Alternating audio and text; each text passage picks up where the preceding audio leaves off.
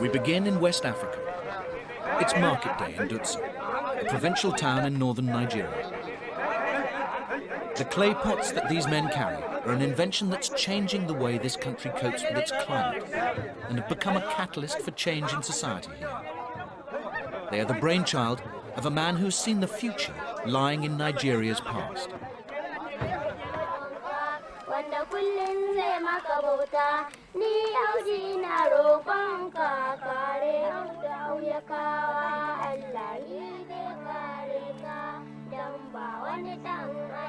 Jigawa State, where the fertile green of West Africa gives way to the barren beauty of the Sahara.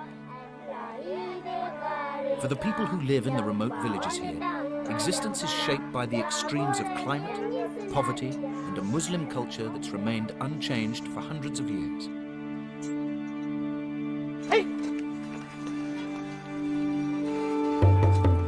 Untouched by modernization, subsistence farmers look to their children for labor in the fields and security for the future. Mohammed Bah Abba is a teacher who grew up in this region and is now driven by a desire to improve living conditions for the people here. These villages are locked in the hinterland.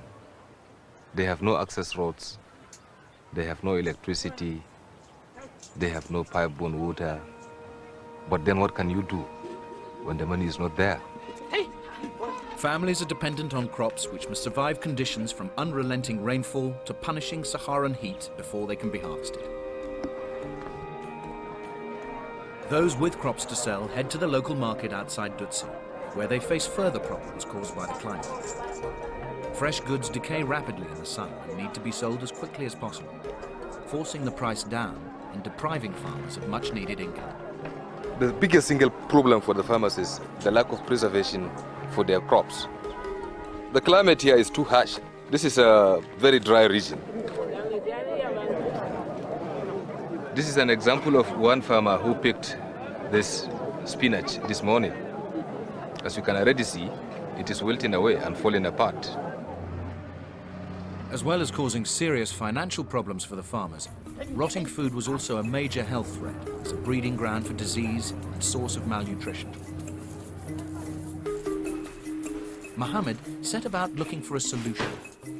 It would have to be cheap, simple to use, and available everywhere. For inspiration, he looked to traditional African technology in the form of the humble clay pot.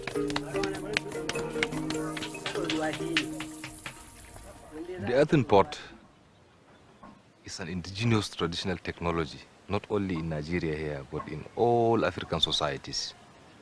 As a small boy growing up in the village, I developed interest in the powers of the pot.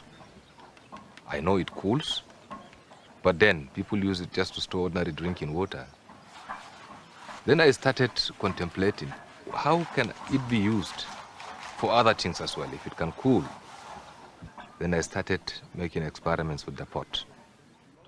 Mohammed tested his ideas with a small group of farmers. The theory was to create a cooling effect through evaporation. The results were an immediate success. The system consists of two pots, a bigger outer pot and a smaller inner one.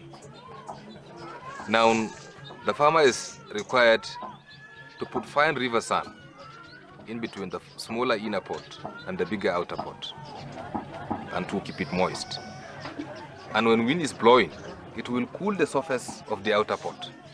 This cool effect is now transmitted via the sun to the inner pot. He will then close it up like this, so as to prevent germs, microbes, and what have you. Something like the spinach can last for days, as against the only 1 or 2 days it will last under normal circumstances.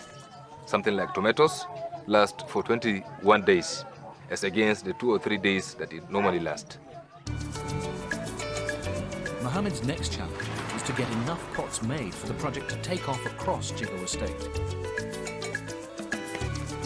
As the grandson of a village pot maker, he was keen to provide employment where other industry will not go because of the lack of electricity or proper roads.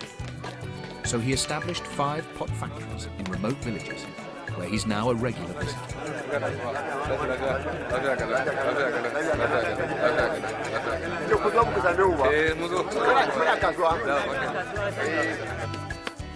Clay is shaped entirely by hand. There are no potter's wheels here, no machinery of any kind, just the skills passed down from father to son.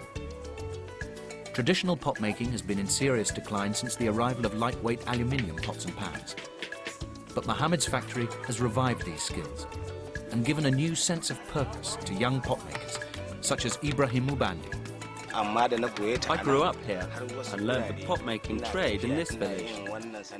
Although I mostly work here, I now also visit other villages to make pots, and this has become the most important skill I have.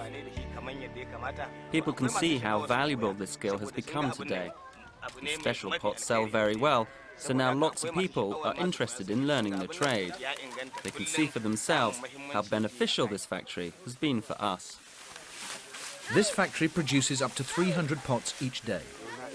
After drying in the sun, the final stage of the process is to bake the pots in open fires overnight.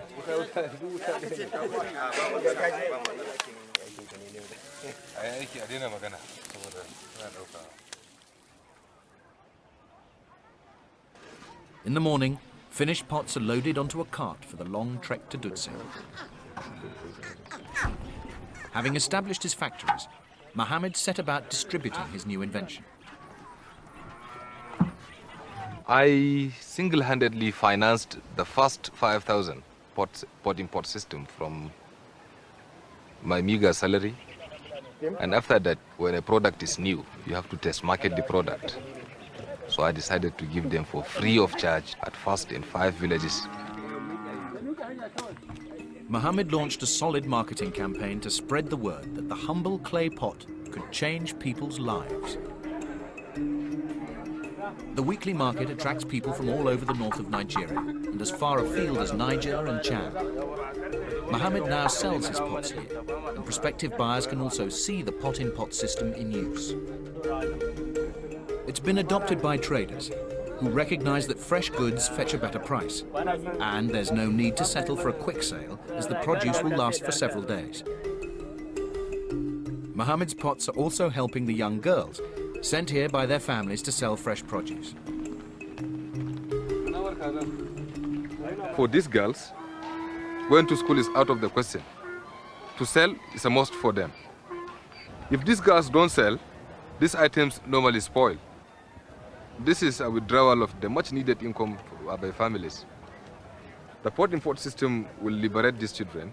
All of these items can now be preserved at home in the pots, sold only on demand, and they will be free to go back to schools. The clay pot, a cornerstone of Nigeria's past, is now helping to shape its future. Mohammed is now extending the project across the whole of northern Nigeria and to neighboring countries, using traditional technology to make a real difference. For a country like Nigeria, which has over 140 million people, government cannot be the sole provider of everything. So people will have to act, and act very fast.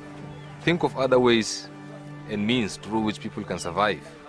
Traditional initiatives, cultural initiatives will help as well, of which the pot-in-pot is one and is helping.